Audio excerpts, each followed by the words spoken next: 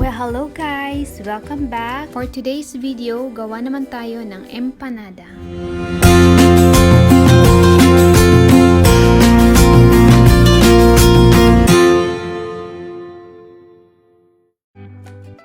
Ito lahat yung ating kakailanganin sa paggawa ng empanada. Lahat ng mga ingredients na gagamitin sa paggawa ng empanada are finely chopped into tiny cubes. Okay, so I have here refined olive oil, red bell pepper, red onions, garlic,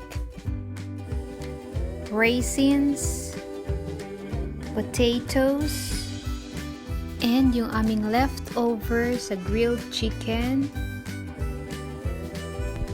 Okay guys, so una natin gagawin is lutuin muna natin yung ating empanada filling.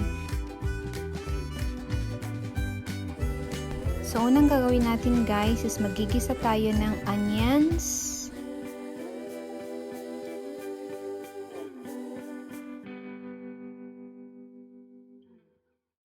Ngayon guys, isusunod naman nating ilagay yung ating minced garlic.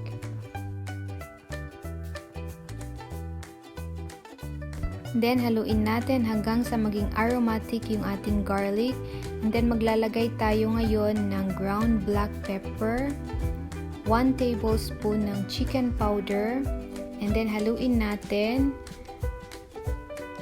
Ngayon naman, ilagay natin yung ating vegetables.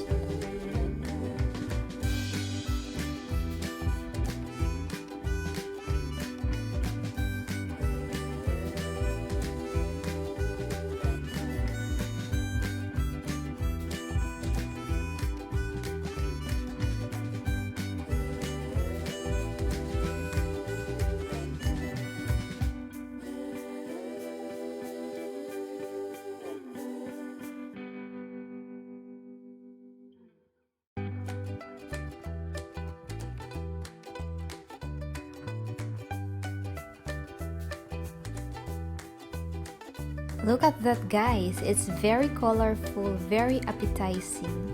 So, sunod nating idagdag yung ating chicken.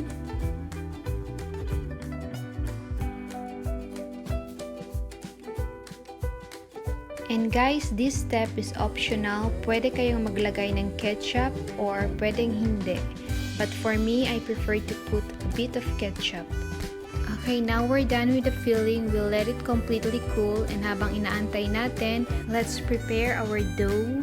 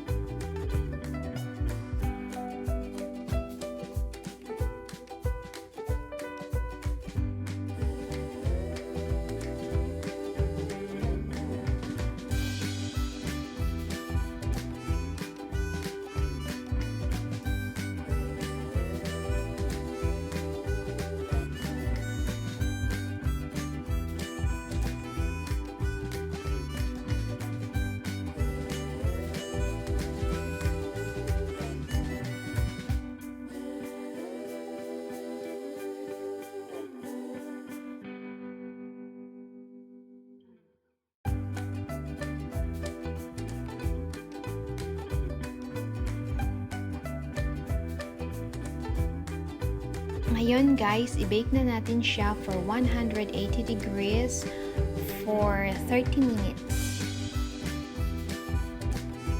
So here's our empanada na mukha siyang hopya.